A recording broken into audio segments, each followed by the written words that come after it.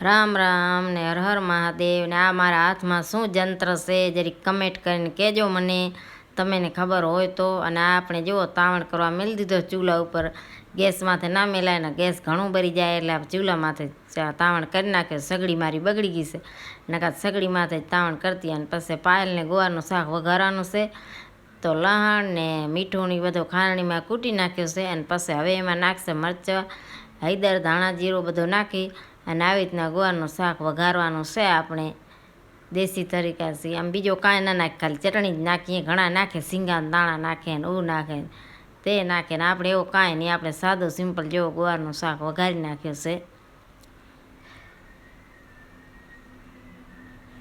તેલમાં લસણ ને જીરો નાખીને આપણું ગુવારનું શાક થઈ ગયું તૈયાર। જુઓ લાલ ચટાકેદાર અને રોટલી ને ગુવારનું શાક ને શાક આ આપણું ખાવાનું હતો સાદું। અને પછી સાંજના હતો ભીંડાનું શાક, તો મુસ્કાને આમાં લસણ ભેરે નાખ્યો છે, ડુંગળી નાખી છે વેતરીને, લાલ મરચો નાખ્યો છે અને મીઠું નાખીને આવી રીતના ખાંડી લીધો છે। અને પછી તેલમાં મરચાં 5 વઘારીને કાઢી લીધા છે, કે મારે મરચાં ખાવા છે તો એને મરચાં કાઢી લીધા છે। અને પછી આમાં રાઈ નાખી અને આવી રીતના પછી અમારે ભીંડાનું શાક કરી નાખે છે કોરો।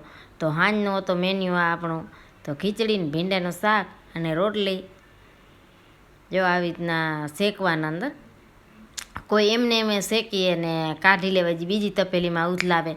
આપણે એવી લેપરાઈ કાંઈ નહીં કરવાની, ડાયરેક્ટ વઘારી નાખવાનું, તેલ થોડોક હેલો નાખવાનું, વઘારવાનું ઘણીવાર એટલે વઘરાઈ જાય ને પછી આવીને ચટણી નાખી દો એટલે મસ્ત શાક કોરો થઈ જાય, કાંઈ લબુ અંદર ના થાય। મોરથી મીઠું નહીં નાખવાનું, તમારે મોરથી મીઠું નાખશો ને ભીંડામાં તો લબુ લબુ થઈ જશે, મસ્ત થઈ જાય એવો કોરો કડાક શાક એવો।